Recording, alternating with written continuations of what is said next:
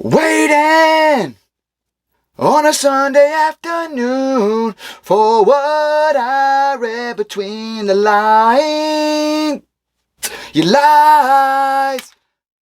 I knew you'd be back. I told you. You weren't going to sneak up on me again. Now that right there was the band Stone Temple Pilots' song, Interstate Love Song.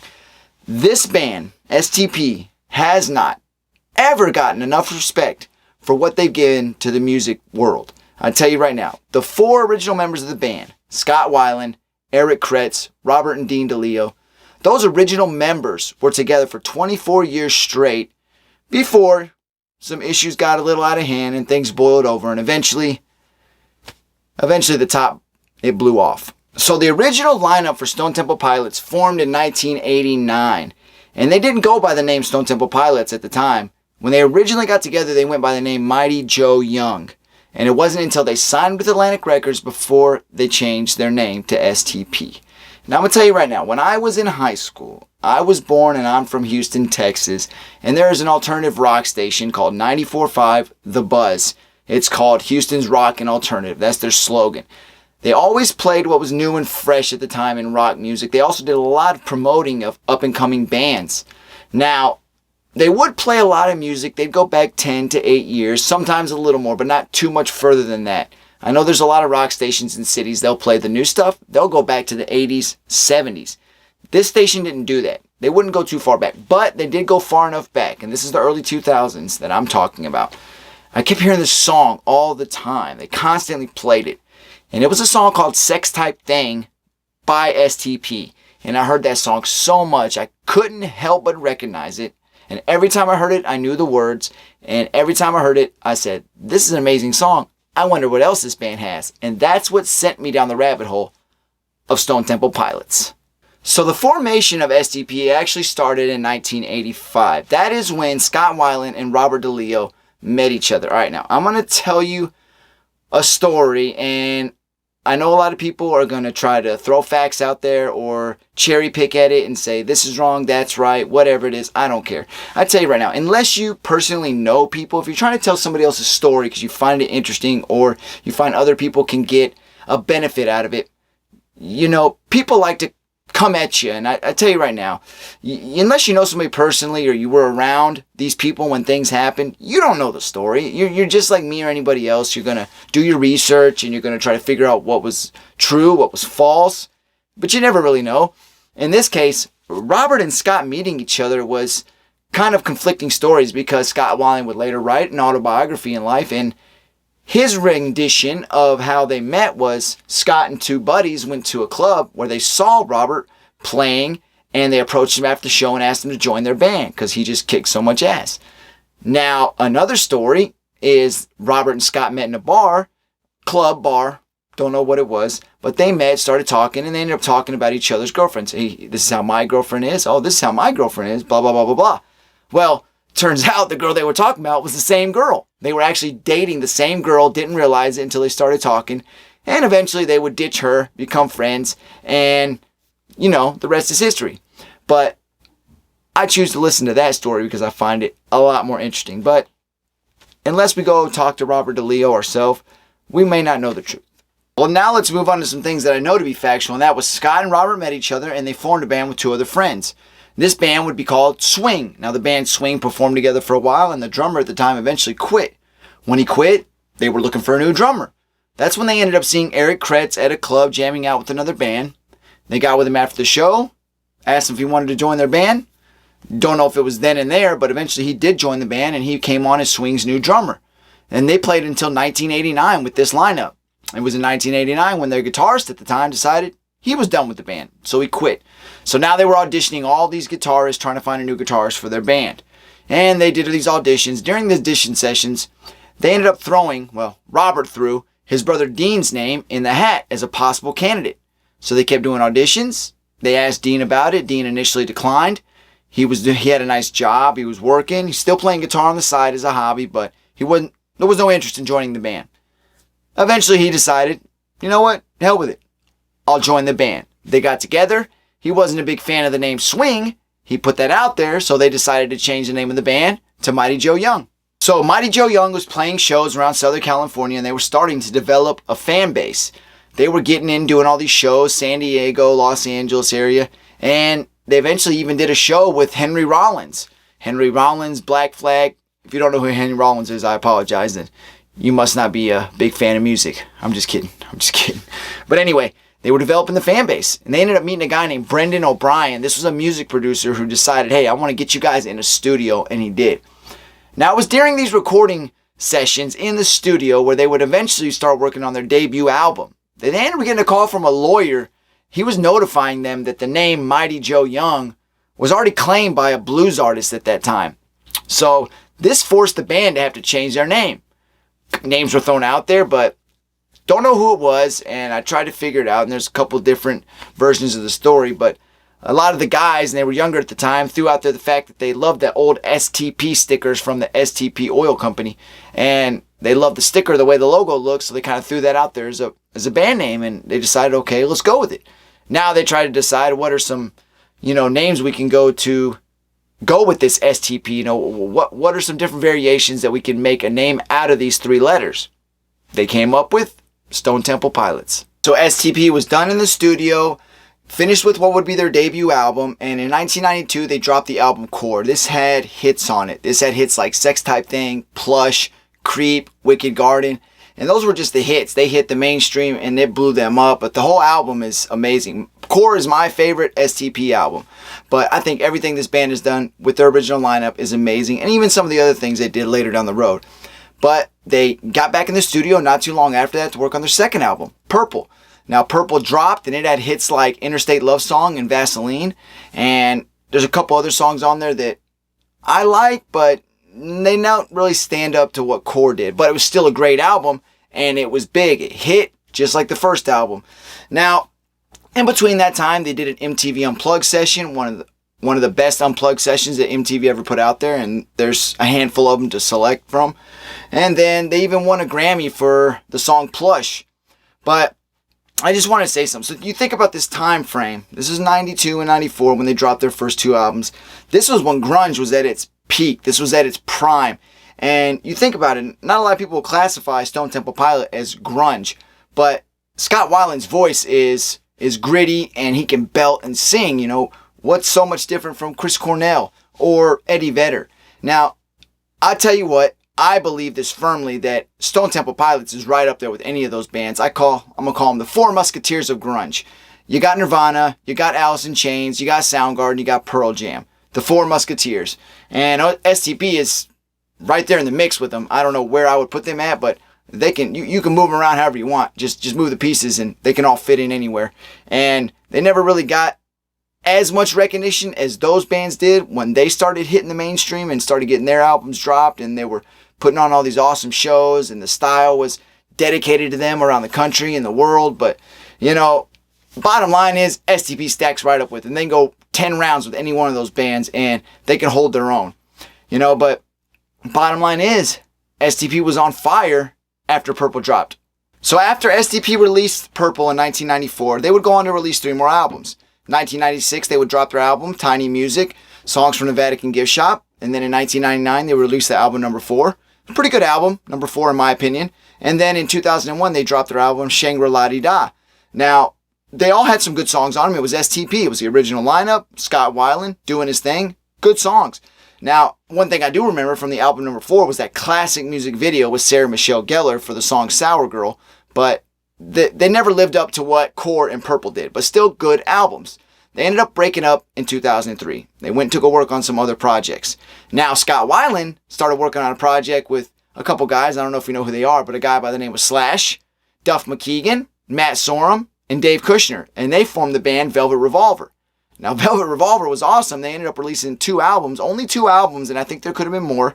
But they were great albums. There was a lot of great songs on both. But if you really ask me, there was a lot of wasted opportunity there with Velvet Revolver. I think they could have did a lot more. And it's unfortunate. And I'll tell you exactly why here in a minute, why I think there was a lot of wasted opportunity. And I'll tell you who I think is responsible as well. Now, the DeLeo brothers, they went on to form another little band called Army of Anyone. And I say little, I don't mean little. It was actually a pretty decent band. They ended up bringing in Robert Patrick from Filter to fill in his lead vocals. And they dropped their one and only album in 2006. It was a decent album. It was a self-titled album. Some good material on there. If you like Robert Patrick, if you like Filter, you'll like the sound of the vocals. And obviously Dean DeLeo on the guitar is good. And he's got his own little style. So it was a good album.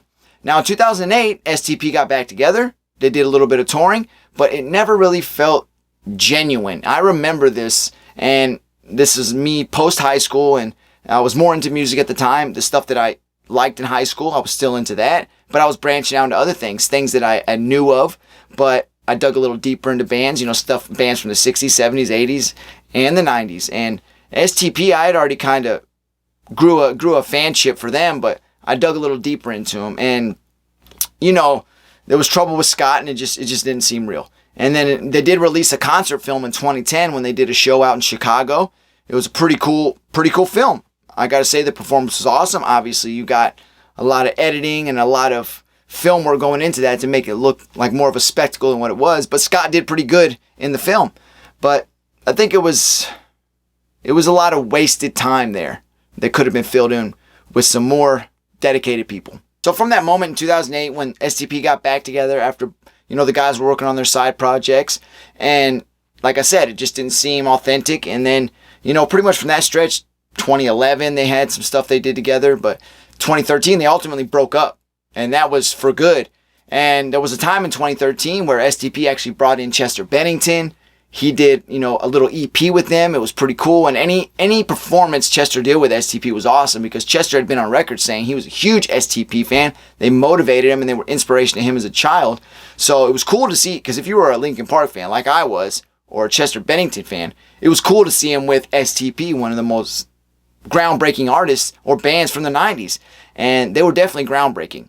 So it was cool to see.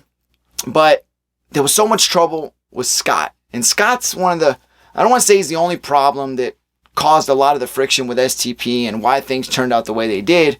But Scott obviously had a drug problem. If it wasn't cocaine, it was heroin. I mean, he was dabbling in both, and he went all in on whatever he was doing. He had an issue back in 95 where he was busted with crack cocaine. He ended up getting convicted for that, but ultimately, I don't want to say money can get you out of a lot of trouble, but it was just some probation he did, but it wasn't hard to see a lot of the problems with STP came from Scott's actions and Scott's substance abuse. Now, they also had the issue where there was the lawsuit. When the band was doing their 20th anniversary tour, they ended up filing a lawsuit against Scott, and it was pretty much saying he was trying to sabotage the tour. It was showing up late to performances, acting, unlike Scott, at least the Scott they knew, and they ended up taking it to court. It was crazy. That whole situation was crazy, so that didn't make things any better. But, it was a whole sad situation, and I got to say, Scott definitely was the one that started that fire. So before I continue, I would like to ask for a favor. If you like the content so far, please like and subscribe to the channel. That will help me grow. I want to continue making content. I'm going to do it regardless, but I enjoy it a lot. I'd like to continue. I'd like to make it somewhat more beneficial for you out there as an audience, and ultimately, if I can benefit you and make you enjoy the content, that'll benefit me. So that's how you can help me and help this channel. Please like, please subscribe. So to keep going, obviously Chester got with him in 2013. They did a lot of stuff together. They did some tours. They released the EP. And ultimately in November 2015, Chester left the band. No hard feelings. But he had to focus on Linkin Park. That was his primary focus. And what would you expect? So that was in November of 2015. December of 2015, that was when they would end up finding Scott Weiland dead on his tour bus. Now, there was drugs. There was alcohol. A lot of stuff on the bus. They ultimately ruled it an accidental suicide. They said he ended up having a heart attack, and the whole situation sucked and was sad. But if you ask anybody, the guys from STP, the guys he worked with on Velvet Revolver, any of those other side projects, they all could pretty much say, and they did, that as sad as it was, they weren't surprised, and they seen it as a very possibility of something that was coming based on knowing Scott and how he was. But the band ultimately had to move forward. I mean, the DeLeo brothers, They wanted to continue the STP tradition. They still had Eric on drums. They eventually settled on a lead singer, a guy named Jeff Gutt. who came in 2017, and he wasn't that bad. I mean, they ended up releasing a song with him as a single called Meadows, and it was an awesome song. When I heard that, I was like, STP is back. And they ultimately released it. I want to say it was the second self-titled album that they released with Jeff. It was the second self-titled album they released with Jeff. It was an awesome album. And, you know, STP lives on, but what happened to Scott really sucks and is unfortunate. But how many rock stars do we see that happen to? They go down in a blaze of glory. You know, you burn bridges, you wreck relationships, but ultimately, is it really you, or is it the things that you're doing? Because when you start doing drugs, it's going to turn you into somebody that you're not. That person's still in there, in the heart, in the mind. That person's always in there, somewhere deep, but those drugs are going to bury you until it's hard to find that person. So let's ask ourselves, what's the legacy of Stone Temple Pilots? I gotta tell you, it's a hell of a legacy if you ask me. I mean, everything they did, especially that original lineup, they did amazing things. When did they come out? The early 90s. I mean, what was music doing then? I mean, the grunge movement just comes in like a storm. You go from that big transition of the rock and roll you were hearing in the 80s, and it's just like, and you hear this term a lot. It's like overnight it changed. And it seemed like that, but it really wasn't the case, but it did happen fast. A new sound, a new rock and roll sound came in, and it just took the world by storm. And STP is a part of that, no doubt. You cannot say that their sound was just authentic. It was new. It was all them. It was their own thing, and there is no other STP, especially that original lineup. Obviously, with what happened to Scott and how things ended up turning out, what could have been is a question you can ask a lot, but we'll never know, because when you think about a band, eventually they lose members, you know, a drummer, a guitarist, or a bassist, or any other instrument, because some bands use keyboard and other things. You replace a member, it's if you're a fan, it's hard to look at that new member the same, but you're still getting that sound and that music from your favorite band, so you're happy. But really, I think a lead singer is one that's really hard to transition, especially from the old one to a new one. It's a hard one.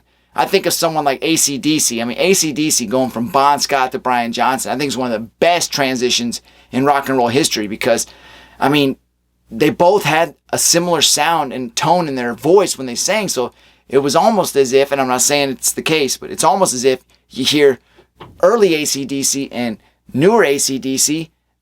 It's almost like you're listening to the same band. So, but other bands have done it. I mean, ever since Freddie Mercury died, Queen has brought in new lead singers, and they try to do what they can, but it's just not the same. And if Linkin Park ever replaces Chester Bennington and decides they want to continue making music, they're going to bring on a new lead singer, would we accept it? Maybe not at first, maybe not ever. But even when STP tried to replace Scott when he was still alive, you know, it was not the same, but it was cool to see the guys up there playing and hearing the songs. And then ultimately after his death, they did bring on a new lead singer, and I think Jeff Gutt did a hell of a job coming in and filling that void of vocalist for STP. But what's their legacy? They left a great one. And the guys are still around, aside from Scott, and if they ever make any new music or do anything, I'll support it. But again, STP is something amazing, stamped in rock history. Now again, like I said, if you like what you heard on this content, please again, like and subscribe. Let's keep this thing going. Let's grow bigger. Let's be able to reach a more vast audience so they can hear what I got to say. If you're the ones out there already enjoying it, let's let other people hear it. And they'll only be able to hear it if you like and subscribe. YouTube will put it out there more. But again, I got more things coming. There's a lot in this history, especially in rock and roll and music. There's a lot of stories that need to be told. And a lot of these people, they came from humble beginnings, like myself, like you out there watching. So if there's something you want to do and you're passionate about, you got to do it. You can be remembered for something great just like any of these people can. If you want to, it's up to you. Again, thank you for watching American Dream Channel. Take care of yourself. Till next time, I'm out.